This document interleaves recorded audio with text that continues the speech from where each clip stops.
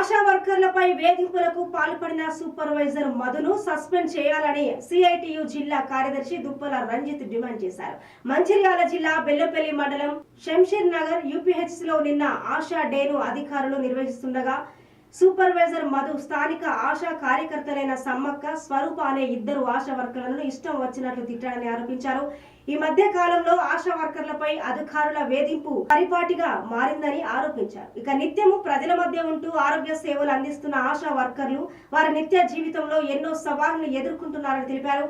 సమయం తీరిక లేకుండా పనిచేస్తున్న ఆశా వర్కర్లపై అధికారులు వేధింపులు ఆపే విధంగా చర్యలు చేపట్టాలని ఉన్నత అధికారులకు డిమాండ్ చేశారు.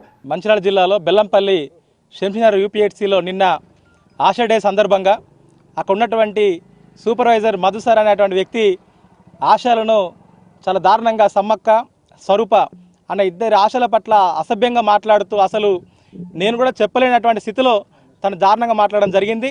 ఆ మాట్లాడిన మాటలకు సమ్మక్కకు బీపీ ఎక్కువైపోయి కింద పడిపోవడంతో ఆసుపత్రిలో చికిత్స పొందుతూ ఉంది. ఈరోజు వరకు ఆసుపత్రిలో ఉంది. మరి మేము అడుగుతూ ఉన్నాం, ఇలా మీకు ఏ పనైనా ఆశలతో చేయించుకుంటారు, కానీ ఇలా ఆశా వర్కర్లను ఏ రకంగా మీరు వేధిస్తూ ఉంటారు అంటే ఇలా నిజంగా చాలా దారుణం. ఒక మహిళని చూడకుండా కూడా ఇష్టం వచ్చినట్టు ఇలా ఇంట్లో మన భార్య